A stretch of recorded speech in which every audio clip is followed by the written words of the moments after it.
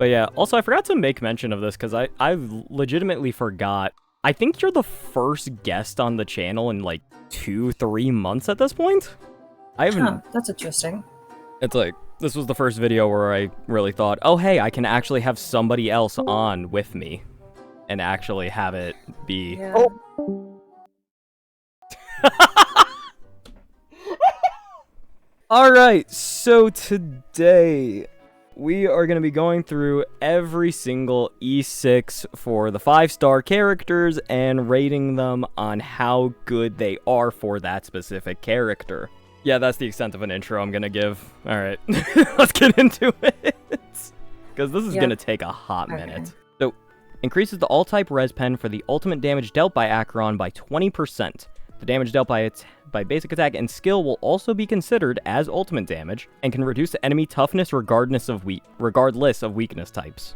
It's either high B or low A, because it's a res pen E6, but it's a res pen E6 that's worse than most other res pen E6s, because she already gives herself 20% res pen. Yeah, and I agree with that, and the bonus effect there is, like, it's interesting, but also it doesn't really do a lot for what she excels at. Much. Her skill multiplier is really low anyway, so... Yeah. Honestly, I'm kind of feeling B, personally. I feel like... Yeah. Like, it she could might be move A. Up to low A, but... That's how I feel. I'm gonna leave it in B for now. So, if it feels like it's a bit low, we can always come back to it later, so... So while Aglaea is in Supreme Stance, increases her and Garment Maker's Lightning Res Pen by 20, so another Res Pen. And then when Aglaea or Garment Maker's speed is greater than 160, 240, 320, the joint attack damage dealt by them increases by 10, 30, and 60%. There's another thing you can do if you scroll up, you can check the calculations tab to see how much of a damage increase it is from E5 to E6. This is a pretty big damage increase, but it's not gonna be the same as what a lot of other characters give themselves. Yeah, that's the thing, is that as a flat out boost, it's actually not that bad. And it does play into the condition she wants really well, because you're gonna be getting that level of speed pretty easily if you have a good Aglaea. So you're gonna be getting that huge damage boost easily. I don't think it's like the absolute best, but I think it's decent. It's definitely pretty good. I think the big thing is the opportunity cost of either getting an E6 Aglaea or just investing in, for example, getting an E1 Sunday or an E1 or an E2 Robin. I think it's a A tier, better than Acheron's, but not... I'm going A right now just because I feel like it gives more than what Acheron's kind of gives. Yeah. So for that extra additional damage you're going to be getting overall, then I feel like it's just going to be a bit higher, but it's not...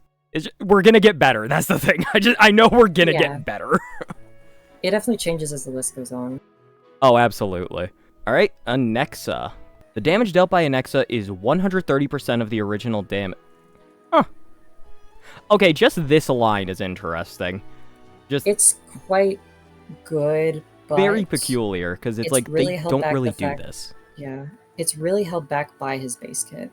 And then the two effects in the trace Imperative Hiatus will be triggered directly and no longer depend on the number of erudition characters in the team. And then Imperative Hiatus, for everybody who doesn't know, based on the number of erudition characters in the team, one of the following effects will be triggered in the current battle. One character increases the Nexus crit damage by 140, at least 2 characters, increases damage dealt by all allies by 50%. Yeah, what the E6 essentially does is it gives him, very similar to Acheron's trace, where she gives herself like a end damage increase. He will give himself an end damage increase of 30%, and he also makes it so that he triggers both of his passives instead of only one at a time. So now it literally just eliminates the need for your other erudition teammates? Yeah, I think it depends on the team. It's not at all helpful for the Herda team. Exactly. But it's very, very good for hypercarry and Anaxa. It's an interesting distinction, that just because like his best place in my opinion right now is going to be alongside the Herda. I feel like that's not a secret to anybody who knows what's going on with this character. But there is a potential to make him a hypercarry, and if you happen to get to this eidolon it objectively makes him perfect for that playstyle. I think it's an A tier above Aglaea's, but it's not going to be at the top of A tier. But I think it's better than Aglaea's. Yeah, honestly, I'm agree with that, because it's definitely a, like, first of all, it's just very unique. I really like, it's very different from what you would expect, and not to mention, it is an immense boost to what he can do, because it literally allows you to completely change up your team building style. That's true. Yeah. So I like that. E6 Argenti. If you check the calculations tab for E6 Argenti, it's interesting. I'm remembering, doesn't his increase his... It's just 30% ignores 30% of enemy target defense. Unless you have defense... If you have defense down stacking, it's absurd. Otherwise, it's not great. But with, for example, an E1 Sunday, with like an E1 Sunday, maybe you give him a Naxx's Light Cone, and maybe you have him with a defense down support like E1 Rune Mei or Pela. He can start doing absurd amounts of damage. I don't know about for you. Upgrade for him, it's really good, but it's his base kit holds him back a lot. I don't know about you. I feel like this is kind of like... I feel like this is the exact definition of B. Like, it's not bad, but it's not amazing. I think it's going to end up in the middle of B. Yeah, that's how I feel. So we're going to put him there for now. Yeah. It's definitely better than a lot of the conditional... a lot of the conditional E6s. Oh, absolutely. Like Dills or... that one's going to be Dills, for example. That one's going to be a time later. But, yeah. Next, Aventurines. Quite bad, honestly. For every ally with a shield, the damage dealt by Aventurine increases by 50 up to a maximum of 150%. So... It's useless outside of follow-up. Yeah. Like... Here's the thing, is that the nice part about Aventurine is that he's this really, really good sustainer who can give you damage on the side. But you're never looking for Aventurine's personal damage, is the thing. It's more of a welcome addition than, like, a necessity. So... Yeah, like, if you check all of his other eidolons buff his, like, are debuffs, and essentially improve his synergy with other units. That first one is crazy. Does nothing for his synergy with other units. Yeah, no, this is literally just for him, and for a character who kinda... He's meant to help out the team so much with what he does. This feels like the antithesis of that. I think it's a C. It's not nothing, but it's really not that good either. I have a feeling this will be a low C. I'm really not impressed with it. Yeah. Oh, Bailu, God. Is this the first standard? Oh, it is. Oh, no. I think this is one of the few that I don't know what it does. Bailu can heal allies who received a killing blow one more time in a single bat. I mean, not bad for a sustainer. Alright, that's mean. That's mean. She still has so many issues with her base kit. Yeah, no, the problem is that it's not like this gives her the ability to cleanse. It's not like this gives her, more reliable healing. It can still bounce and shit. And the thing is, though, is that, Bailu's res is... In a perfect world, you're never gonna need it in the first place, so for it to go off 2 times instead of 1 is already like, what is it really accomplishing? Any of her issues. No, not in the slightest. So it's either C or D. I think you're right with D, honestly. I really do think it's D. I really don't think it adds anything substantial to the character. Yeah. That's unfortunate. Poor Bailu. You're essentially, it gives you global passive, but that's it. But that's the other problem, is that then you need to have Bailu on your team when you could have, like, Ling Sha. You could also just pull Castorice instead, and it's the same thing. Yep! So. Literally the same thing without ever having to use Bailu. Alright, Black Swan. It's kind of bad. I think it's a C tier. That's actually so sad. I love Black Swan. When enemy targets get attacked by Black Swan's allies, Black Swan has a 60... Oh, I don't like that. 65% base chance of inflicting 1 stack of Arcana on the target. Each time Black Swan inflicts Arcana on an enemy target, there is a 50% fixed chance to additionally increase the number of Arcana stacks inflicted this time by 1. I hate this shit that's like a 65% base chance. I hate when they do this stuff. Because it's just like, what do you mean for this bonus ability? Now it's a lower fixed chance? instead of just outright being a guarantee. I hate when they do stuff like this. It's not that bad because she has, on her E4, she has her effect res reduction on enemies. Yeah. Which is very helpful already for, like, ensuring that she gets her stacks up, but, like, neither of them actually do that much. I think the E4 is way better because it gives you the energy regeneration. Yep, that's what I was looking at. This E6 doesn't raise her ceiling whatsoever. No, literally, like, it's not even a damage not increase. It doesn't add anything substantial to the character, but I still think it's better than just getting another revive. Yeah, I think it's below. It's around Aven level. I'm gonna say it's probably below. Yeah, it's probably worse. Yeah, it's really not that impressive in any way, shape, or form, sadly. Yeah. Blade. Okay, this one I did find interesting when I read it the first time. So for Blade, this reduces his maximum number of charge stacks to 4 instead of 5. And then the damage of the follow-up attack triggered by Blade's talent additionally increases by 50% of his max HP. I'm not gonna lie, that's not as much of a it's not as much of a boost as I would want, but that's still not bad. I'd say check calculations, because in practice, it's not that big of an increase. It just helps his rotations and gives him a slight damage increase. At the end of the day, none of Blade's eidolons are game-changing. So no, not at all. Yeah. But I think just because it does improve his primary mechanic, because now instead of the 5 times to get hit or lose HP, now it's 4, which means you can really you can get that more often. Like just for that, and it gives a bit of a damage boost. I'm fine with middle B between Argenti and Acheron, or below Argenti. I think because it's got a much lower ceiling than Argenti's. Yeah, I agree with that. About to say. Oh, here comes the fun one. Okay, Instant S. This one is definitely going in the top tier, but we'll at least read it. Probably top 5. I'm willing to say top 3 off rip. I think this is incredible. I think it really depends, because some of them get really insane later, but I don't think anything's going to surpass this for a while until we get much farther in the list. Oh, absolutely. This is incredible. So, Boothill's E6. When triggering the talent's break damage, additionally deals break damage to the target equal to 40% of the original damage multiplier, and additionally deals break damage to adjacent targets equal to 70% of the original damage multiplier.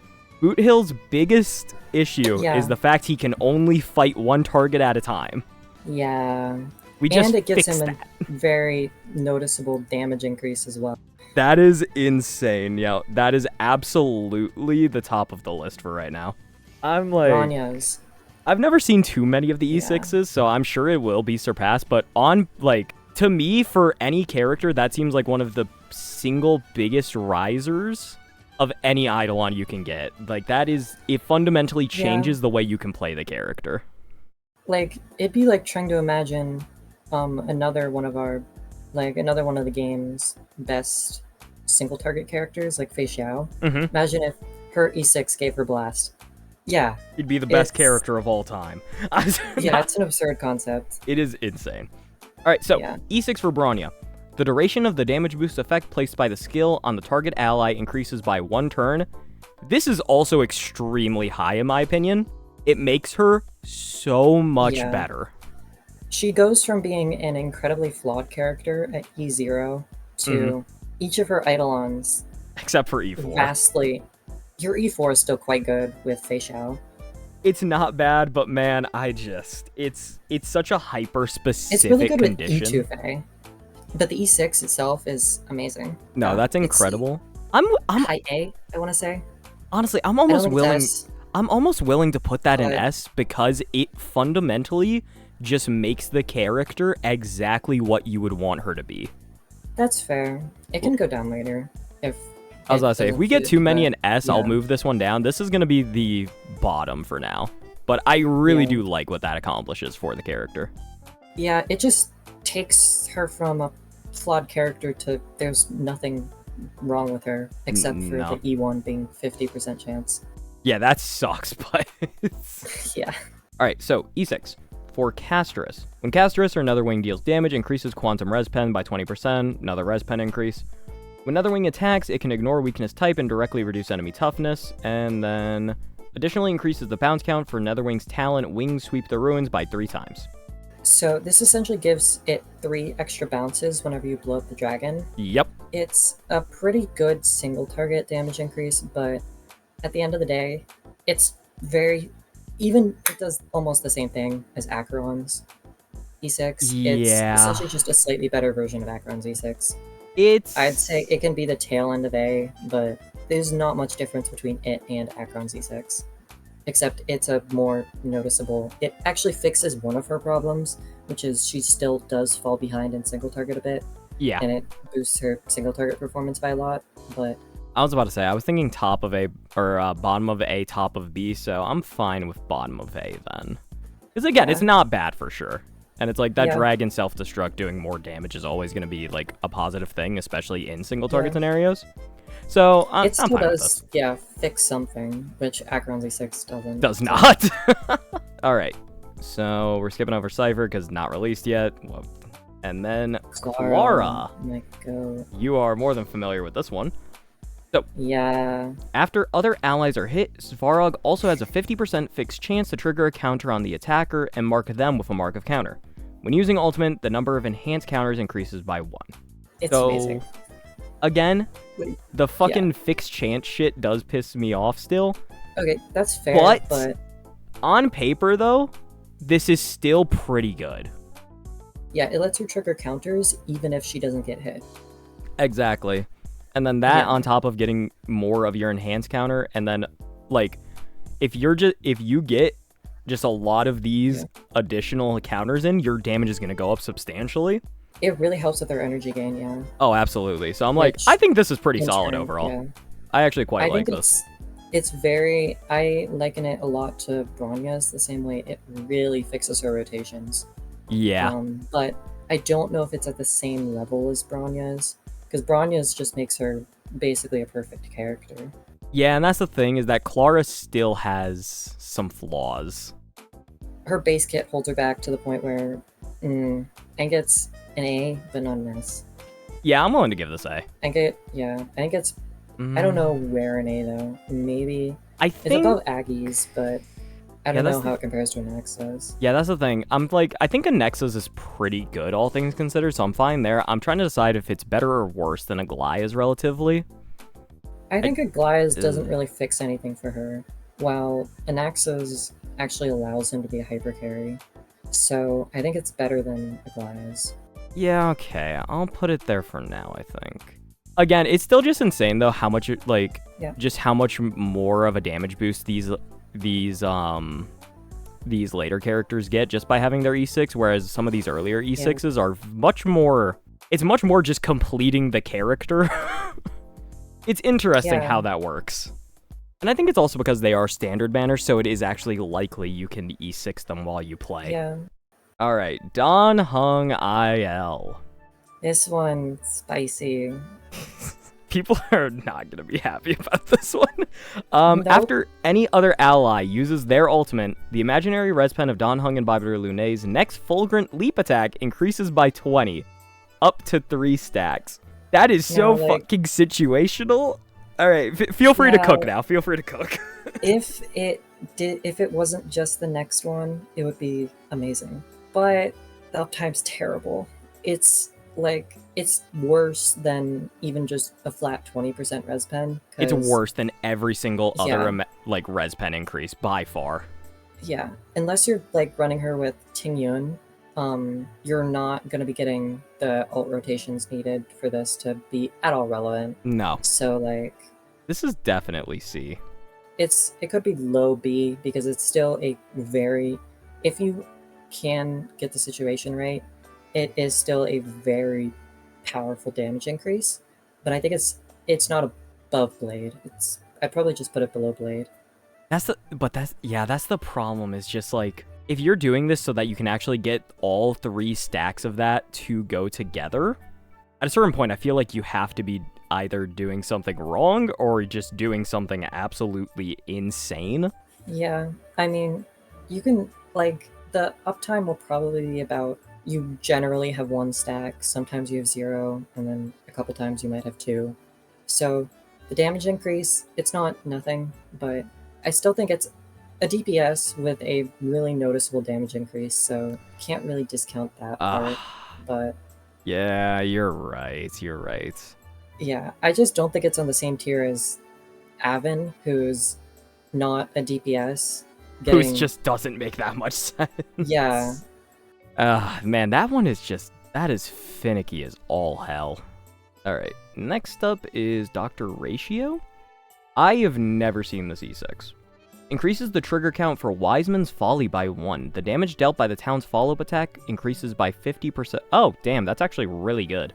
Yeah, it lets his ultimate trigger 1 extra follow-up attack. Wiseman's Folly can be triggered really up helps to 2 with its times. rotations. Because you also get the extra energy from the additional follow-up attack. Exactly. And also, if you check what the E4 does, it means every time you trigger the talent, it generates 15 energy.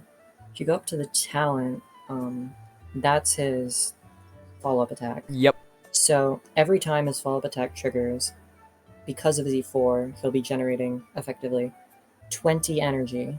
Because there's the base 5 energy, plus the now 15 that you get by triggering it. Just for getting all 3 of his follow-up attacks, that's 60 energy, plus the 5 from his ultimate originally. So that's 65 energy. And then on top of all of that, you're constantly going to be getting 50% more damage from these follow-up attacks. Yeah. With, like, Topaz or Aventurine or whatever, he essentially can get, like, 1 turn ults with this. It's diabolical. Honestly, I'm actually, like, the thing is, though, is that it doesn't turn him into a different character or anything. It doesn't do something as substantial as, like, a Boothill's. However, the personal damage increase you're getting from this is so unbelievably immense, I feel. Yeah. I think... It just really fixes his rotations, honestly. Yeah. I think this warrants A. I think it's A. I don't know. I think it's above Cass's, but I'd put it below Aggie's. I can agree with that. As I say, it's definitely not the bottom. I'm actually really impressed at what that does for him. That is very solid. He's still really held back by when he came out, and the fact that Feixiao is just cracked. Yeah, and Feixiao's next. Just such a good character. Yeah. All right, so E6 Feixiao increases the all-type res pen of ultimate damage dealt by Feixiao by 20%. Talon's follow-up attack damage is considered as ultimate damage at the same time, and its damage multiplier increases by 140%. Yeah, this is kind of an S, I think. That is absurd. Such an insane damage increase. I don't think it's better than Bronya's, because it doesn't really fix anything. It doesn't change anything about the character, but imagine if they threw the Boothill recipe on Feixiao. That would be disgustingly broken. So she can essentially do similar... She can't do the same things as E6 Boothill, but she can do similar things by brute force alone because of how much damage it does. Yeah, that's pretty easily an S tier just because of how insane that increase is. Yeah. That's also probably something to keep in mind with these E6s is that, like, either A, they make the character so unbelievably better it can't be denied, they fix a major flaw with the character, or they unlock completely new synergies for the character. I feel like that's kind of how we have to rate them, I feel like, to get into top tier. Who's up next? Firefly. The while in complete combustion increases Sam's fire res pen by 20%. When using enhanced basic attacks or enhanced skill, increases the weakness break efficiency by 50%. So that's the thing, is that everything Firefly wants to do, basically, it does improve that. Yeah. So considering how much more situational everything in B tier is, I feel like it has to be A tier, but it doesn't do anything groundbreaking as like the S tiers do. Yeah, if you check its damage increase, actually, you'll notice it's really high. Oh! Yeah. That's why I think it's the upper parts of... It's probably the highest in A right now.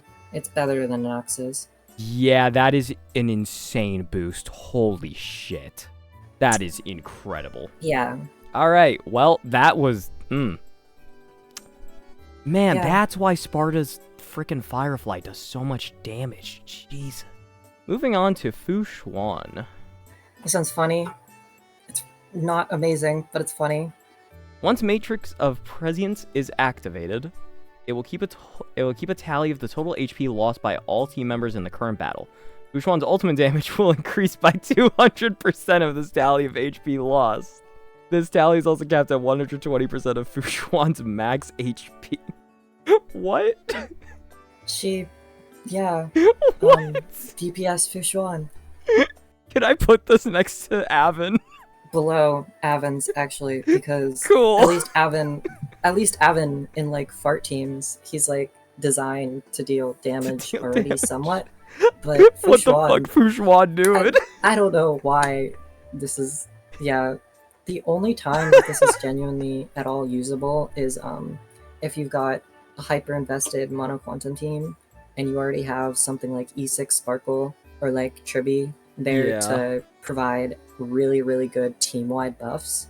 But unless you have those really, really good team-wide buffs, it's still not even doing that much damage. No, this is literally so weird. Like, okay, you know, it does something, so I guess it's fine.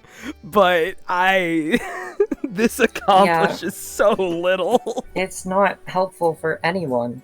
Literally no one. Oh my goodness. Okay, moving on. Poor Fu Xuan. I think it's funny. That's all I'm gonna say. It's funny. It's so silly. Oh, I see. Ting Yun Fugue is down here. Okay, well, we're not doing Ting Yun, so let me skip to down here real quick. So, E6 Fugue. Increases Fugue's weakness break efficiency by 50. While Fugue is in the torrid scorched state, Foxy and Prayer takes effect on all allies. It's good, but it's not groundbreaking. Once again, it helps exactly what she wants to do for the team. So it's not it's not bad by any means. I think it's middle of A. It doesn't fix any of her issues, so I don't think it's Clara level. It's not even like she's not even thinking DPS, so like honestly, it doesn't give you a damage increase. I'm thinking like here. I think it's better than Aggie's, or at least better than Ratio's, because the teams that it works in is because Ratio he's limited a lot by his team options. No, that's fair, but it depends though. Again, I'm just really thinking about how much how much Ratios does for his personal damage and how much how much it really helps getting that extra count. And while I do think Fugues is still really good, because Foxy and Prayer on all your allies is going to be obviously immensely helpful for break teams. Yeah.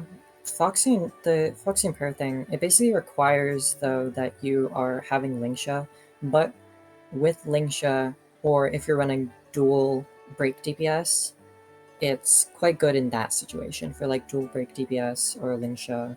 Like, Fugue was already going to be the savior of break, so now this just makes her more so that because it helps so much, but it's like, again, between her and Ratio, I do think it can be either or, but I'm going to leave it like this for now. Because I purely because of just how impressed I was by this Ratio thing, and I really do think it does a lot for him, I'm going to leave it like this for now. I think, yeah, this is fine for the time being. Gepard. When his talent is triggered, Gepard's action is advanced forward by 100%, and he restores extra HP equal to 50% of his max HP. What the fuck is this? D. So, just so everybody knows, Gepard's talent, when struck with a killing blow, his HP immediately restores to 50%. Why is that a thing? It's worse than Bailu's. Why is that a thing? That's so useless. He really tried to be E2 Cass, I guess. I don't know. Oh, so, poor Gepard. Yeah, moving on. That's actually tragic. Alright. E6 Gepard walked so E2 Dale could fly. Clearly. Alright, Himiko's E6. Ultimate deals damage 2 extra times, each of which deals fire damage equal to 40% of the original damage to a random enemy. I guess see. Above Black Swans, or actually, I don't even know if it's above Black Swans. I think it's worse than Black Swans. I agree. Yeah. Black Swans isn't good. Himiko's is also not great. It's not nothing. Like, it's also it's just, not it's what you would substantial in expect any on way, shape, or 4-star form. eidolons. Yeah. Yeah. I'd expect that from like a 4-star eidolon. Not Yeah, it's just kind a of sad. 5-star. That one's just Honestly, depressing. all of Himiko's eidolons except for her E4 are so sad. All of her eidolons suck. Yeah. I'm currently working on an erudition video, and Himiko's section is already making me so sad. Alright, E6 for Huohuo. When healing a target ally, increases the target ally's damage dealt by 50% for 2 Damn. On paper, that sounds really fun. The thing is, though, is that you do need to heal them ahead of time, so... Okay, what it does is it gives your team, effectively, plus 50% damage percent. It's just a team-wide 50% damage percent, which is like... It's better than Fu Xuan's, I guess. It's better than Aven's, but... It's not going into B, but it can be top of C, You could just get a DPS eidolon at that point. Exactly! So, like, yeah. To be fair...